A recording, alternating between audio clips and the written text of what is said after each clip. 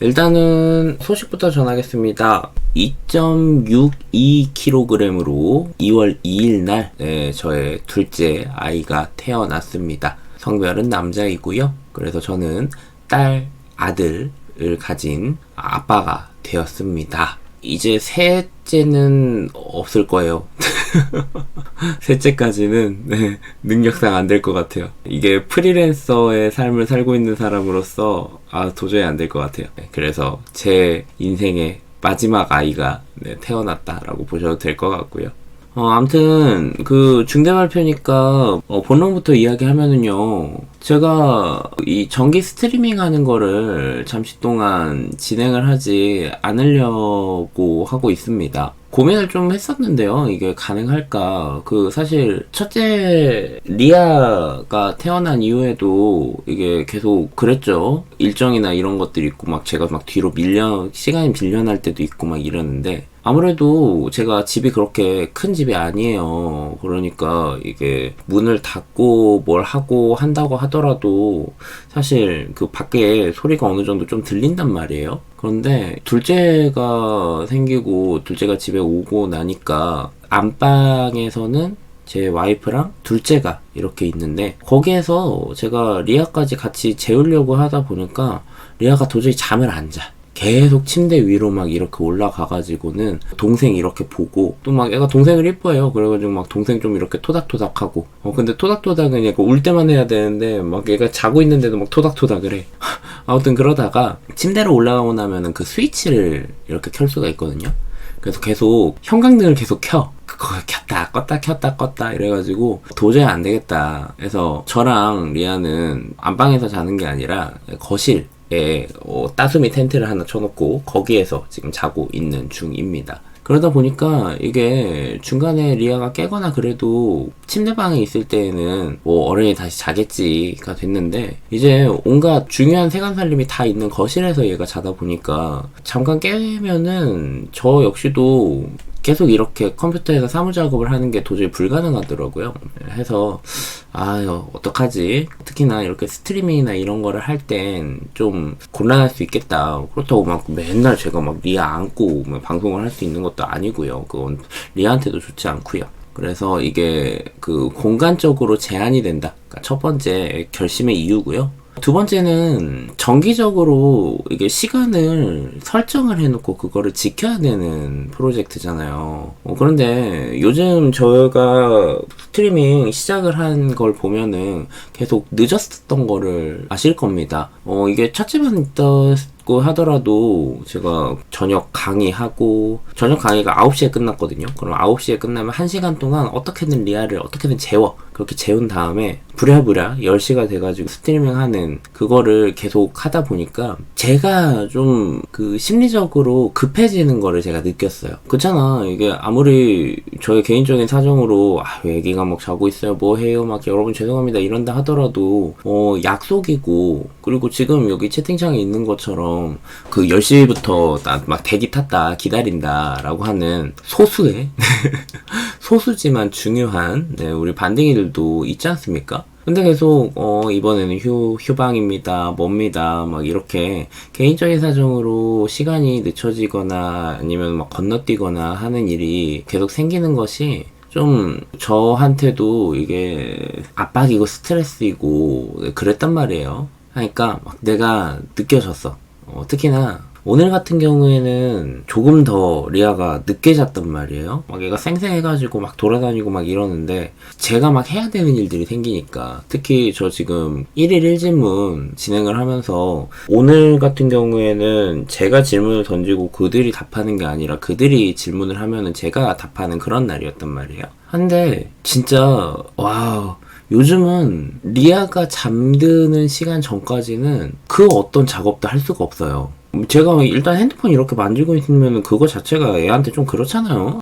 애가 핸드폰 화면을 같이 보는 것도 문제지만 그렇지 않다 하더라도 애랑 같이 있을 때 애랑 눈을 이렇게 좀 마주보고 해야지. 계속 잠깐만 하면서 뭔가 막 작업하고 뭐하고 하는 것이 아이한테도 좋지 않기 때문에 어지간하면은 핸드폰을 좀 덮어놓으려고 하는데, 진짜 그러다 보니까 애가 잠자는 그 짧은 시간대, 이런 때에 막 부랴부랴 막 뭐 하고 그러니까 그냥 애 자는 것만 기다리게 되는 거예요. 그리고 왜 안 자니 아빠 오늘 해야 되는 일 많은데 하면서 마음만 급해지고, 네, 이게 저한테도 좀 느껴지면서 아무래도 막 저 스스로 막 짜증도 나고, 네, 그런 게 점점 느껴지고 있었고요. 게다가 이제 둘째가 태어났지 않습니까? 둘째가 태어나니까 아내는 산후풍을 조심해야 되잖아. 특히 겨울이니까 찬물을 만지거나 찬 바람을 쐬거나 이러는 것들은 거의 안 하려고 하고 있단 말이에요. 그래서 따뜻한 봄이 올 때까지는 정말 아주 조심조심하게, 네, 이렇게 하려고 하기 때문에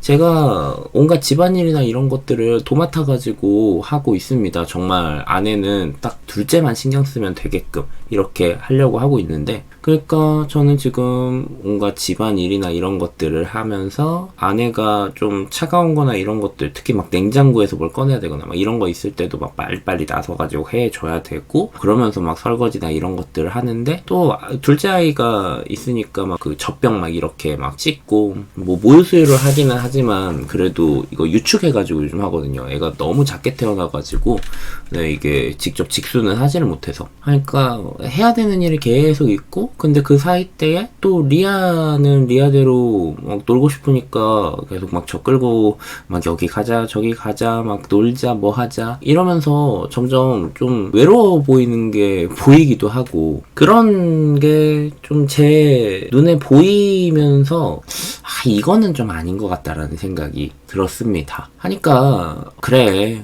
뭐 유튜브를 통해서 하는 게 브랜딩도 있지만 제가 그 스트리밍 하면서 즐겁고 재미있고 여러분들하고 노는 거, 그리고 이렇게 얘기하고 놀다 보면은 유튜브에 쌓이는 영상이나 이런 것도 있고 그래서 계속 하고 있었는데요. 뭔가 시간의 압박이 생기고 제가 리아가 하고 있는 그 생생한 모습에 아이고 참 잘 살아있네 라는 생각보다는 왜 저렇게 오늘도 팔팔할까, 좀 제발 좀 자야 되는데, 그래야 내가 일 시작하는데 라는 마음이 들면서 좀 짜증 섞인 좀 신경질적인 마음이 막 드는 거를 보면서 이거는 환경을 좀 바꿔야겠다. 지금 여기에서 밸런스를 잡지 못하면은 리아한테 지금 굉장히 중요한 시기인데 이 시기를 놓치게 되겠다 라는 마음이 들었습니다. 네, 그래서 여러분들한테는 죄송하고 저한테도 상당히 아쉬운 일이긴 하지만 이 스트리밍을 당분간은 정기적으로 하지 않고 오늘은 좀 여유가 있는데? 라고 할 때 비정기적으로 정말 시간에 쫓기지 않고 해보려고 합니다. 그러다가 이제 뭐 리아랑 노아랑 어느 정도 좀 더 크고 그래가지고 뭐 지들끼리 잘 수 있고 저한테 저녁에 이 시간이 좀 어느 정도 허용이 되는, 네, 그런 때가 되면은 다시, 네, 정기적으로 스트리밍을 해보는 걸로 하려고 하고요. 네, 제가 설명을 그래도 잘 했나 보네요. 네. 네, 지금 여기 채팅창에도 네, 응원하겠습니다 뭐 이런 이야기들이 있는 거 보니까요. 네, 그렇게 하겠습니다. 사실 그러면은 문제가 생기는 게 유튜브에 올릴 영상이 없어진다라는 게 문제인 거죠. 네, 요즘은 거의 핫클립 위주로 유튜브 영상을 올리고 있는데 그게 안 되고 있으니까요. 그런 생각을 했습니다.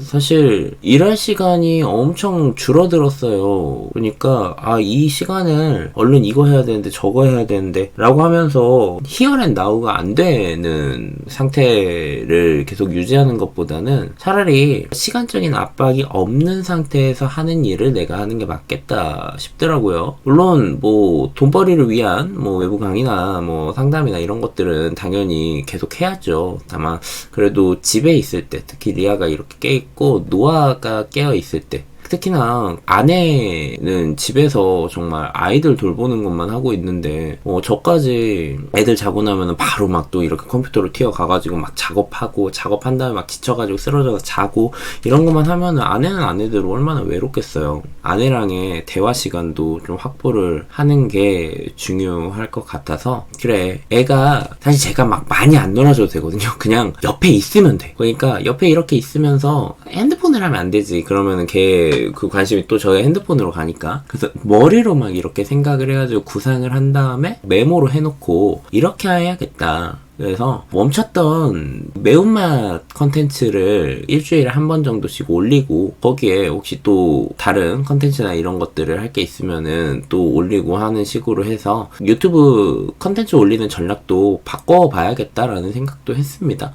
이게 재작년부터 해가지고 재작년 작년 엄청 열심히 핫클립 올리는데, 그러니까 1일 1 영상을 원칙으로 해가지고 계속 올렸는데, 열심히 막 그 하루에 하나씩 올리면은 정말 조금씩 구독자 증가 추이가 높아지기는 해요. 근데 그게 뭔가 쭉 올라가가지고 그 올라간 선에서 이렇게 가면은 문제가 없는데, 올라가다가 약간 좀 영상을 안 올리면 바로 이렇게 지금 구독자 증가 추이가 줄어들고 있거든요. 그러니까 이 채널은 엄밀히 따지면 죽은 채널이야. 지금 죽은 채널을 억지로 막 심폐소생을 해가지고 막 이렇게 지금 되고 있는 건데, 기존에 하던 것을 계속 유지하는 것은 브랜딩에도 그렇게 좋지 않겠다라는 결론입니다. 그래서 매일매일 같이 영상을 올리기보다는 양질의 영상으로 찾아가야겠다. 실제 제 유튜브가 가장 부흥하고 구독자 수의 증가 추이도 많았던 때가 언제냐면 매운맛 올릴 때랑, 그리고 월간 형아쌤 프로젝트 할 때예요. 월간 형아쌤 프로젝트를 바로 시작한다는 얘기 못해요. 그거는 정말 하려면은 제가 하루 이틀 정도 시간을 온전히 다 갈아 넣어가지고 매달 했었던 거거든요. 그거는 솔직히 좀 쉽지는 않을 것 같은데, 어쨌든 매운맛 컨텐츠든 뭐든 좀 양질의 영상들을 올리면서 잠시 있어 보려고 합니다. 아마 지금 태어난 노화도 한 1년 정도 지나고 나면은 어느 정도 안정이 되지 않을까? 라는 생각을 해요. 그래서 여러분들이 형아쌤을 자주 보지 못할 것 같습니다. 사실 이게 저한테도 두려운 일이에요.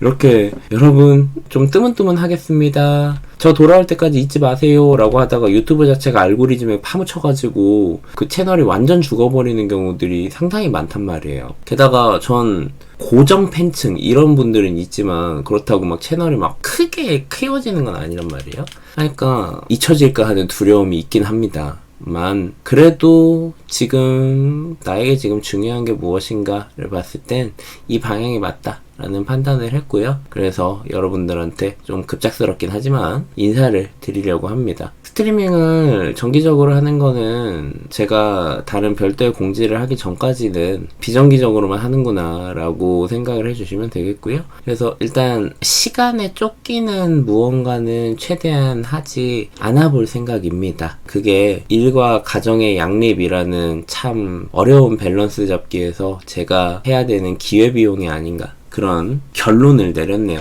그래도 여러분들한테 컨텐츠 놓지 않고 계속해서 이 형아쌤으로서 여러분들이 보고 도움이 될 수 있는 영상들 이런 거는 계속 올려보겠다 라고 약속은 드리고요. 네, 이상 중대결정 발표를 마칩니다. 그리고 반디심리극장 이런 거는 그대로 계속 할 거이기 때문에 반디심리연구소가 또 어떤 방향으로 발전을 할지, 이 잠깐의 멈춤이 또 다른 새로운 도약을 위한 그 발판이 될 수 있도록 그 반디심리연구소 장인 형아쌤도 노력을 하고 고민을 해보도록 하겠습니다. 함께 해주신 여러분, 그리고 앞으로도 함께 해주실 여러분 너무너무 감사하고요. 사랑합니다. 반딩이들이 있지 않다면 저도 이렇게 스트림이 맥 빠져가지고 할 수가 없어요. 항상 감사드립니다. 그럼 저는 아이 잘 키우고 돌아오도록 하겠습니다. 안녕!